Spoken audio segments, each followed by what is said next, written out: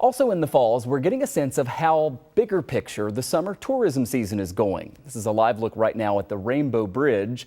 There were significant delays there a little bit earlier, but they've since cleared up. And we know that there have been a lot of concerns about cross-border traffic.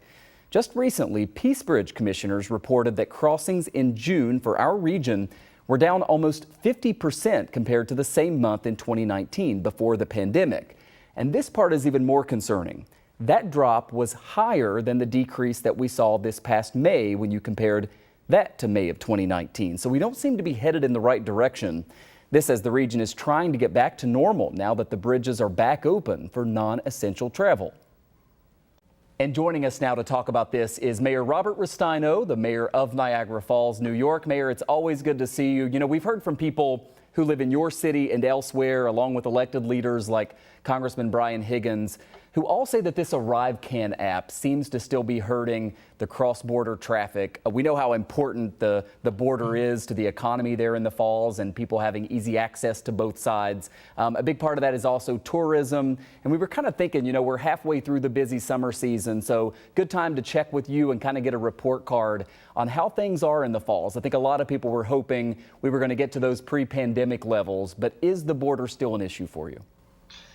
Hello, it's great to be with you. You know, the added wrinkle that the Health Department of Canada continues to keep with the Arrive Can Pass has had an impact. You know, we pivoted here in Niagara Falls last year to start marketing ourselves more to the Mid-Atlantic as well as to the East Coast of the states to try and draw visitors there. Now our numbers year over year are up anywhere between 10 to over 20%. So we're seeing added interest, but with an easier passage across the border, these numbers would be even more incredible. You know, when the app was first instituted, we were told that part of the reason for it was that it was supposed to make it easier to cross the border while also being a tool to fight COVID. But we learned from Peace Bridge commissioners recently, they claim that it has nearly doubled the time that it takes to cross into Canada. And you think, you know, especially for Canadians, if they know they're going to have to deal with that going home, they may not come into the U.S. to begin with. So what is the effort now like for you and Congressman Higgins and others? I mean, do you just kind of continue to lobby the Canadian government to change course on this? Yeah, you know, that was the promise, that it was supposed to make it easier, and it's done anything but that, right?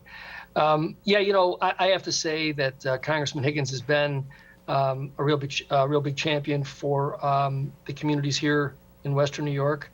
To help us get the message through that it's really hurting our local economies. And even more than that, Mike, it's especially here in Niagara Falls, I will say this to you.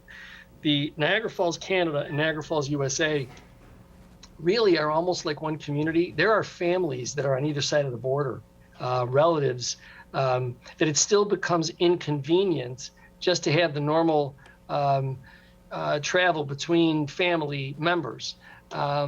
It's a task that some families embrace and can try and grapple with. Others, particularly senior members, just pass because it's too difficult for them. So it has an impact certainly on the economy, but it also has a social impact for so many people here. Particularly, I can speak to that here in Niagara Falls. Yeah, that's an excellent point, and we've heard from a lot of those families who continue to be pretty frustrated. I want to go back to something that you said about marketing the Falls to those mid-Atlantic states. I know you saw kind of a bump in tourism from people because, you know, they couldn't fly to Europe or Hawaii or all these other places because of COVID, so maybe they were, you know, coming to Niagara Falls instead. I wonder now, with gas prices so high, plane tickets more expensive, and then just sort of inflation in general, is that also an opportunity for the Falls to kind of lure in some of those people from Pennsylvania, Ohio, or other places where they can kind of do a gas tank getaway and come to the Falls and it's maybe more affordable? You're absolutely right. That's our target, trying to play the various issues within the economy. We try to make sure that we stay in the forefront of people's minds. You know, Niagara Falls itself is always going to be a draw. It's going to be that item that some folks who don't live right next to it, as we do, are just wanting to see it. And so in these circumstances, in these times, we try to lure that population in. And so, as you say, particularly with the rising gas prices, as well as the general sort of sluggishness in the economy, we think we become a much more affordable option for people. Plus, I mean, there are still some folks who have lingering concerns about the virus, and we're really an outdoor destination. So we play the cards that we're dealt, and we think that we're able to, strike a chord with a lot of travelers.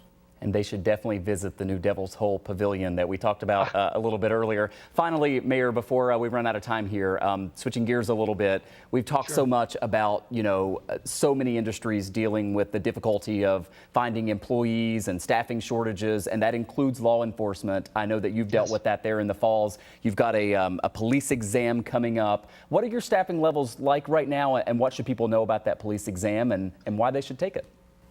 Well, our staffing levels are almost, we're almost at a full complement in terms of what we've been accustomed to.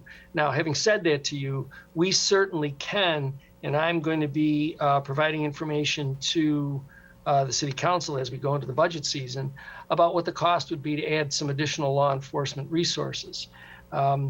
We also have a law enforcement department, our police department.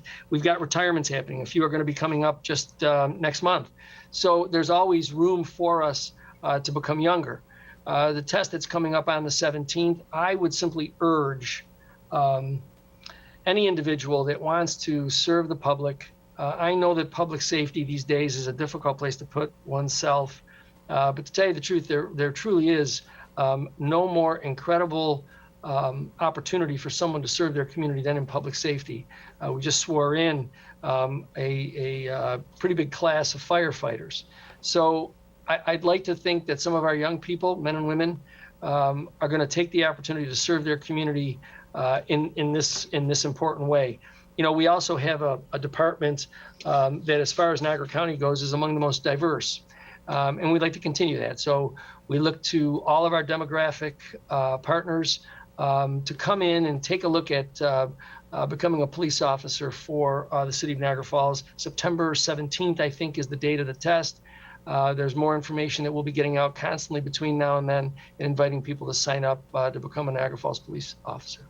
Mayor Robert Restaino with the city of Niagara Falls, New York. Always great to talk with you. Thanks for your time. Thank you.